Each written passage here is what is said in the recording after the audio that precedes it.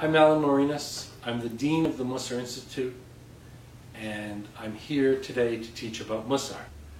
Musar is something which became well known in the Jewish world in the 19th century with the birth of what came to be known as the Musar movement.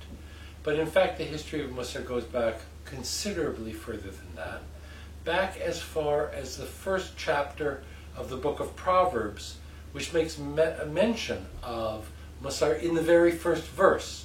So Musar has its sources in biblical times. You find actually that the subject of Musar, the idea of the investigation of the inner life, really gets a focus in the 900s, which is the 10th century, in the work of Saadia Gaon, who was the leader of Babylonian Judaism.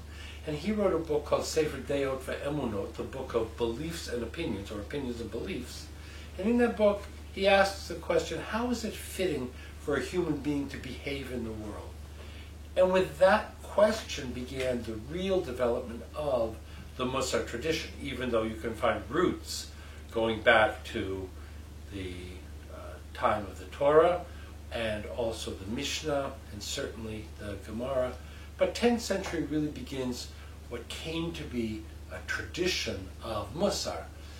By the 11th century, you have the writing of what can be called the first primary book of Musar, which was Chovot HaLevavot, the duties of the heart, that was written in Spain in 1080 by Rabbi Bachya ibn Pakuda. From that point on, 1080, duties of the heart, and right up to the middle of the 19th century, every few decades another book was published, sometimes in Spain, sometimes in Germany, sometimes in Italy, coming right up actually till 1740. And in 1740 you find the writing of Mesilat Yesharim, the Path of the Just, written by Rabbi Moshe Chaim Luzzatto in Amsterdam. And that book was the second major pillar of the Musar tradition. Chovot HaLevavot, 1080, the first pillar. The second pillar, 1740, Rabbi Moshe Chaim Luzzatto, Mesilat Yesharim. And from that point on, the tradition really took form. By the 19th century, you get the birth of the Musar movement in Lithuania, led by Rabbi Yisrael Salanter. Prior to the 19th century, Musar was essentially a solitary and almost an intellectual study. It was an inquiry. It was a form of looking within to try and understand a human being. By the 19th century, the enterprise changed not only to understand, that 900 years had gone into that understanding, but to actually begin to provide a pathway that a person could walk in order to transform themselves. And so you find in the 19th century and into the early 20th century many works of Musar which are descriptive, but also prescriptive. They gave direction for how a person should work on themselves, and many books were published in the course of the Musar movement. The Musar movement largely was destroyed in the Holocaust. Just to give you an example, in the second generation after Rabbi Yisrael Salanter, there were 3 schools of Musar that developed in Eastern Europe. One of them was called Navardic, the other 2 were Slobodka and Kelm.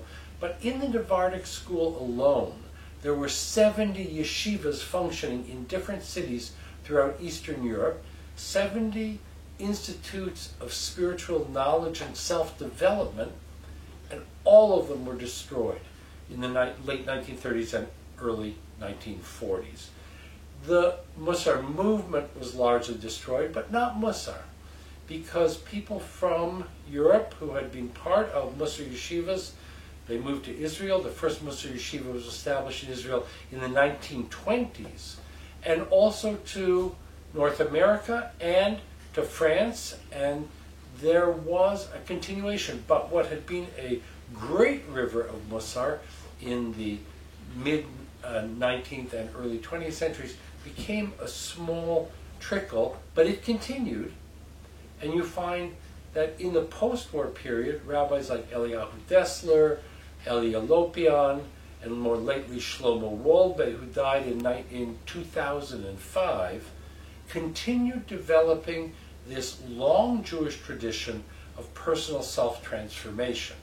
And now we find in the 21st century that once again Musar is occupying a place in the Jewish world comparable to what it occupied in the past, in which the activities of Judaism that were external, the things that one did, the things that one didn't do, were given a counterpart in the inner life of the individual, which we can date back as an enterprise to Rabbi Bachya ibn Pekuda in the 11th century, and the idea of duties of the limbs and duties of the heart. And once again, the Jewish world is being permeated by attention to the duties of the heart, the inner life of the individual.